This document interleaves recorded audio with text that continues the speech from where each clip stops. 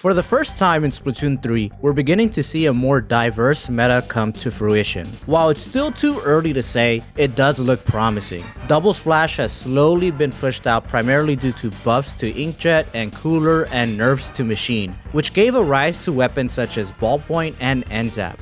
Crab Tank just started to get bullied more, and while Splash in my opinion is still a top tier weapon, more weapons are starting to see use. There is no better time to begin exploring and experimenting different comps to challenge what is considered the meta. There are multiple weapons across several weapon classes that months ago were just difficult to play because of Crab Tank spam. Even with all these new weapons rising in the competitive scene, I think there's a hidden gem among them all. But honestly, I think people are starting to finally see it. That weapon is the Nautilus 47. What's up everyone, my name is Gus and welcome to the channel. Let's explore one of the sleeper picks in the competitive scene of Splatoon 3.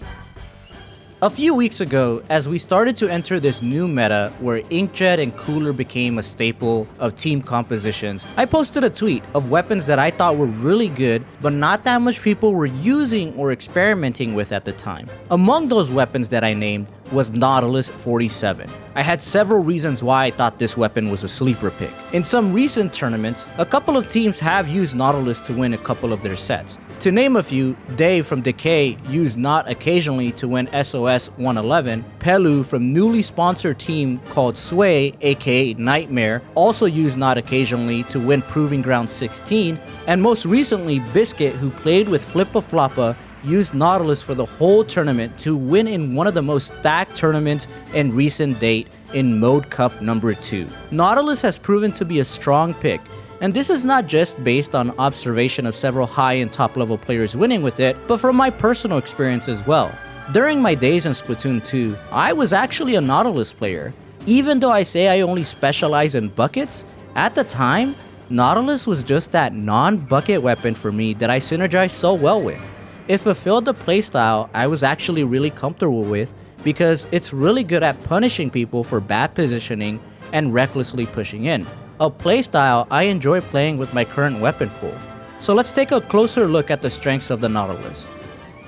We can start to see why it's slowly being picked in a couple of matches. Nautilus is a mid-line splatling. What makes this splatling unique compared to the others is that it could store its charge, swim around for a couple of seconds, and still maintain its charge shot. And its accuracy does not decrease if fired in mid-jump. It can also recharge its shots anytime, unlike a heavy splatling for example, where it needs to allow the charge to end to begin charging again. When you combine these attributes with a high damage per second and bullet velocity, this weapon becomes a shredding machine, where if anything comes close to it, or if it charges and swims to you, it can shoot you and kill you extremely fast. It's honestly a strong weapon that can comfortably play a backline position if needed, while having the capabilities to come up in the front lines and be an aggressor that takes people out. That's what makes this weapon so strong, and why I've always enjoyed it. You make small mistakes in your approach, and a Nautilus's high DPS will kill you. So why has it taken almost 10 months for this weapon to see some use? Well, a lot of it had to do with Crab Tank and Splash. As we mentioned, one of the key components to Nautilus is being able to store your shots and being able to swim around with it, right? So to make that happen,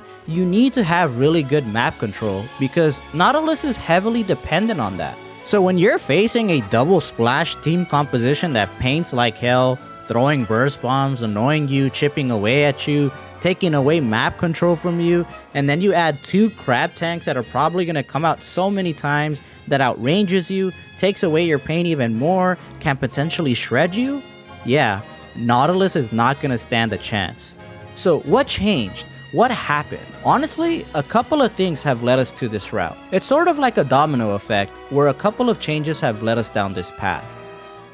As Crab Tank, more specifically Splash, dominated the meta, the Nintendo developers had a unique issue on their hands. How would they challenge this issue? They could either nerf Crab Tank to oblivion, which would be reminiscent of how they treated Special Design in Splatoon 2, or they could take the route where they improve other things to be more viable. Fortunately for us, rather than just making Crab Tank weaker, they slowly started making other things stronger to give us more options. They began to buff specials to challenge Crab Tank, and while not all of them became top tier winners in this case, one of them at least rose to the top to challenge Crab Tank head on, and that was Inkjet. Inkjet, particularly on the ballpoint, became popular because of its ability to shut down Crab Tanks and create openings for their team. So ballpoint became a staple, and each team comp was now down from 2 splashes to 1 splash, and most of them now run a ballpoint. With Inkjet now being the king of the jungle, top players began to strategize and think of ways to counter it. And the best answer from what it looks like is Cooler. Because think about it for a second. Inkjet's purpose is to kill the opponent to take up space. But what if you had a special where it improves your maneuverability, and if you do happen to die to the Inkjet, you instantly come back, reducing the value of the Inkjet. Now, this is honestly simplifying it, but you get the point, right? Cooler serves as a way to reduce the punishment from the enemy, and even alongside that, Cooler has now given players an incentive to go in and fight the enemy to take them out. So why am I telling you this story? Why am I explaining all of this for a Nautilus video? First, it's honestly really cool to see how things can slowly change in the meta rather than just seeing it overnight. And second, guess what weapon is really good at shutting people down who attempt to go in and rush you? Yep, you probably guessed it. Nautilus.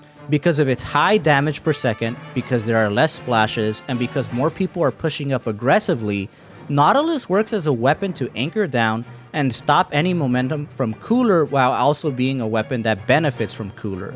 Cooler grants you speed and intensify action, right? So now Nautilus has additional swim speed for their charge shots and can use intensify action buffs to improve their movement via squid rules. It's truly a weapon that diffs tunnel vision aggression from Cooler players while also having a decent kit. At release, a lot of people gave this weapon flack for having point sensor and ink storm, but honestly it really works well with this weapon. In a day and age where people are still using ninja squid or that are sharking a lot, point sensor works at calling them out. And either way, because Nautilus is centered around charging up and recharging your shots, a lethal bomb isn't necessarily needed. It's helpful, don't get me wrong, like when it had suction bomb with the gold Nautilus in Splatoon 2, but it honestly doesn't need it. Point sensor is also ink efficient, so it doesn't take up so much ink for a weapon that requires 15% of ink for a full charge shot. And Ink Storm is probably the most underrated special in the game. It paints extremely well for a long period of time, which no other special can currently do in Splatoon 3. It can help in maintaining paint on important things such as the splat zones, while also forcing people out and displacing them to allow your team to push in. You might not see a lot of Nautilus because ballpoint is the preferred splatling right now, and double splatling comms can be a bit awkward. But can it work? I don't know. Maybe it can. Flippa made it work. Ultimately combining all my main points, the main weapon, the changes to the meta, its kit, Nautilus has become this sleeper pick for the competitive scene of Splatoon 3.